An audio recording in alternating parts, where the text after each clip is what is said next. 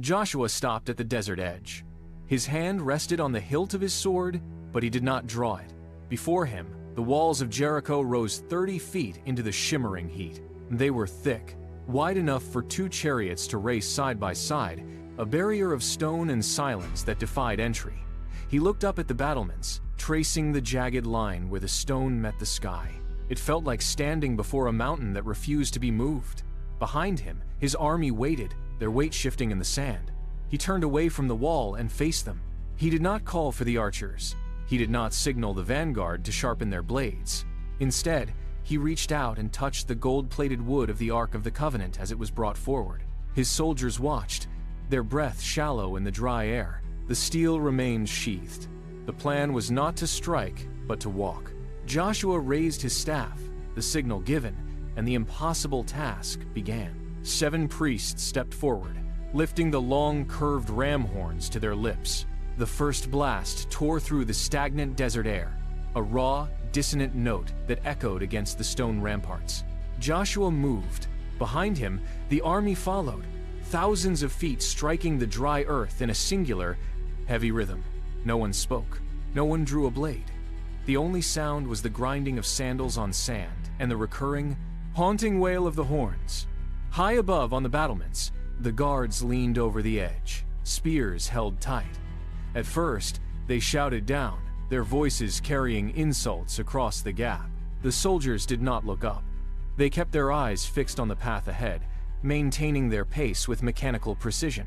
As the procession completed its first full circle, the shouting from the walls began to falter. The guards shifted their weight, gripping their spear shafts until their knuckles turned white. The mockery died out, replaced by a cold, tightening unease. The city of stone remained still, but the men upon it were no longer laughing. They watched the line of men return to the camp, the silence of the army proving louder than any war cry. By the 4th day, the air inside Jericho had grown thin and brittle. The guards no longer paced with confidence. They stood rigid on the battlements, sweat beading on their foreheads, watching the endless, rhythmic line of men circling their home. Every sunrise brought the same haunting blast of the horns, vibrating through the stone foundations. On the 7th day, the sun broke the horizon early. Joshua did not wait. He signaled, and the march began with a new, frantic urgency. They circled once. The guards gripped their spears until their hands shook. They circled twice, the dust rising in thick, choking clouds that obscured the base of the wall. By the 3rd lap, the soldiers were drenched, their breathing heavy, yet they did not break formation. The pressure mounted with every passing circuit. 4, 5, 6. The city guards had stopped shouting entirely. They scrambled along the parapets, eyes darting between the silent army below and the cracks beginning to show in their own resolve. On the 7th lap, the desert heat seemed to stop moving. The army reached the final stretch, the horns hitting a piercing, sustained note that seemed to hold the very air in place. Joshua raised his arms. The silence was absolute. The earth waited. Joshua froze, arms raised. Priests inhaled, stealing air. Then, the signal came. Joshua released his command in a sharp, guttural shout. In that heartbeat, the entire army erupted. A single, unified roar tore through the desert, a sound so dense it felt physical. The ground beneath the city did not just shake, it groaned.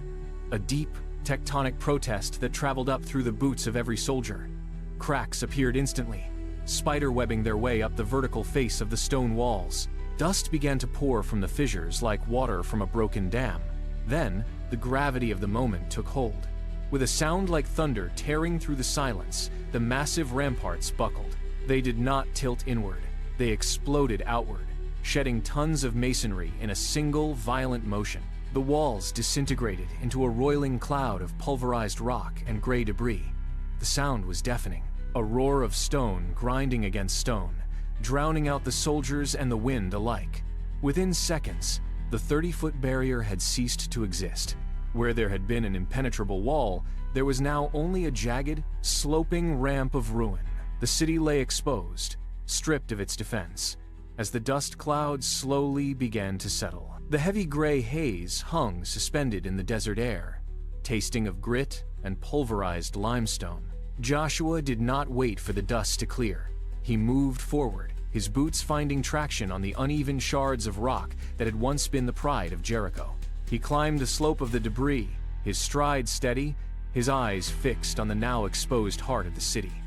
Behind him, the army followed. Thousands of feet crunched against the broken stone, a rhythmic sound that replaced the earlier silence of the march. There were no arrows in the air, no swords were drawn, no blood stained the dry, cracked earth.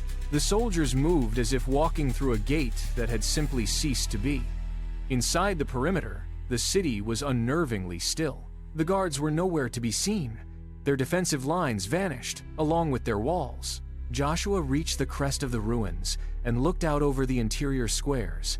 It was a victory forged in faith and patience, a conquest defined not by the force of steel, but by the weight of a command obeyed. He stood for a moment, letting the reality of the unobstructed path sink into the silence. The desert wind began to stir the settling dust, clearing the view.